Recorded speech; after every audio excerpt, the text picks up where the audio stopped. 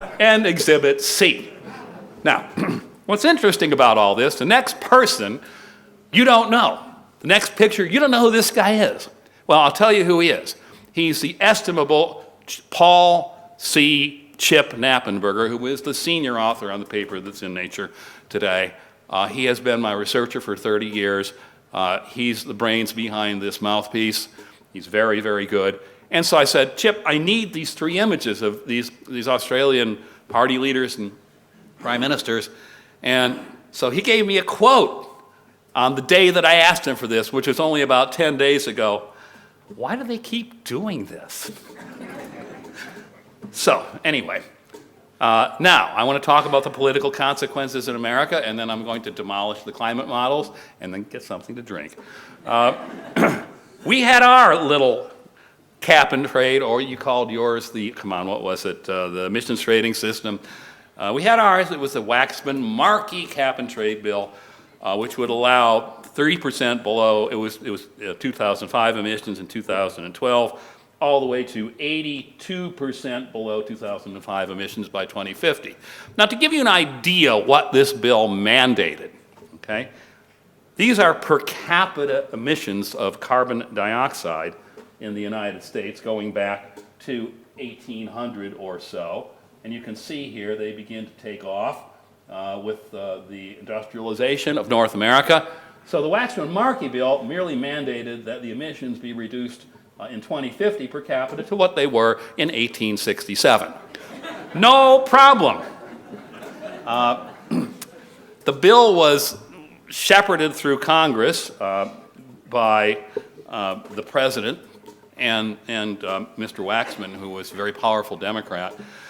We did a calculation on how much warming it would save if we went and reduced our emissions 83% immediately and went out to the year 2100. If we didn't do anything, now this is using the UN's own climate models, which now have about 6 minutes left to live, it would be 1.58 degrees Celsius. If Waxman-Markey was done by the US only, it would be 1.54 degrees.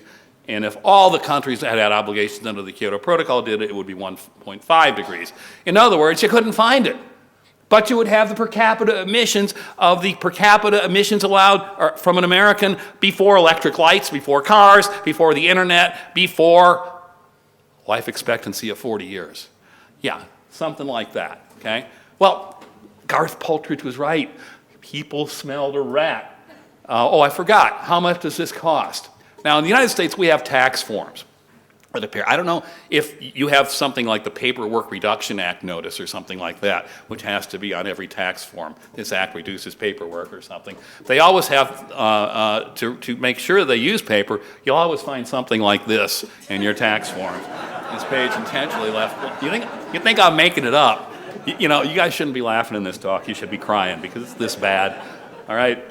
So anyway, aha. Now, what were the political costs of cap and trade in the United States? Well, this is something called the Presidential Approval Index.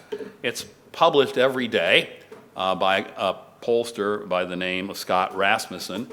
It is the number of people on a 3-day running average who strongly approve of the president's performance versus those who strongly disapprove.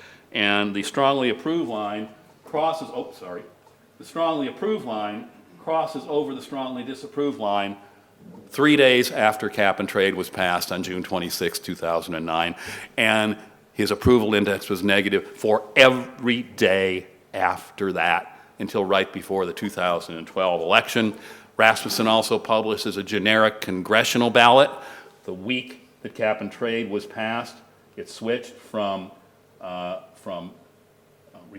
Democrat to neutral to, in this very week of June 28, 2009, to red, to Republican, and stayed there until the 2012 election. The result was that the House of Representatives was lost by the Democratic Party, our Labor Party. They lost 63 seats.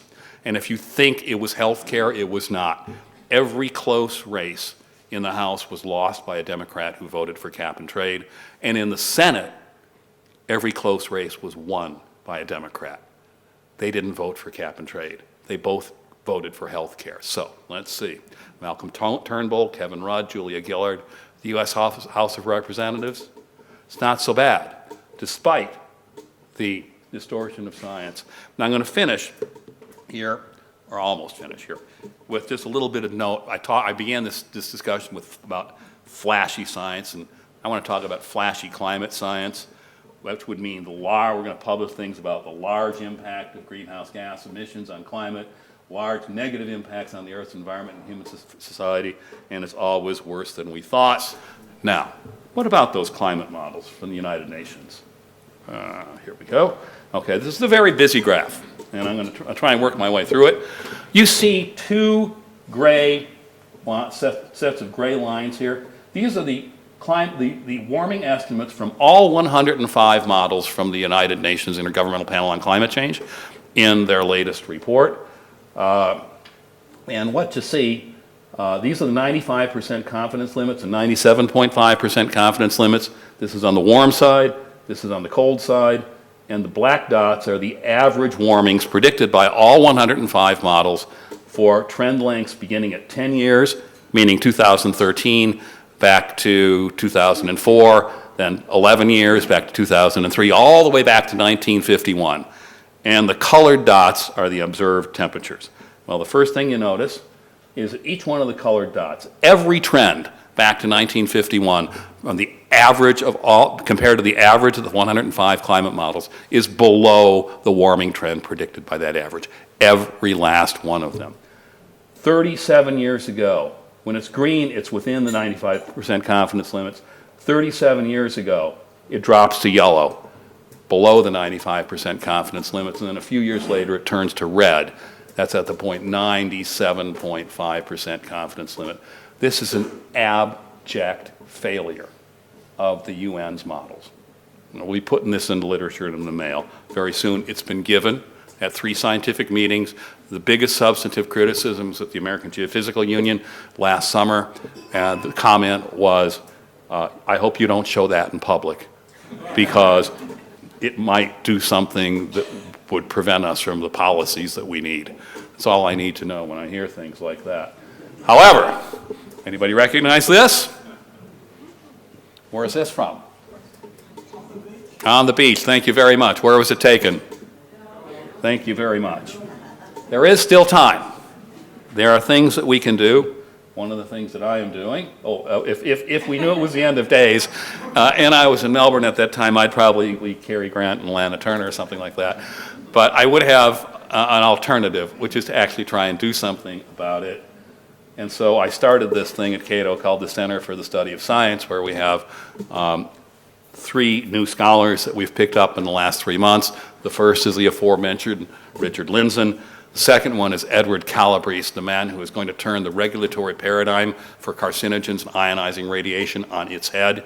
It is based upon science as bad as the global warming science. If you believe that a single photon of ionizing radiation has a chance of giving you cancer, you don't understand that you live in a world of ionizing radiation. Yes, a single photon could decouple one DNA-based pair, but you will decouple more and more of them in one day, because that's why we all look so old, guys, okay? It's Darwin's way of getting us out of the picture. And then we just picked up Terence Kealey. Now, Terence Kealey wrote the book, The Economic Laws of Scientific Research.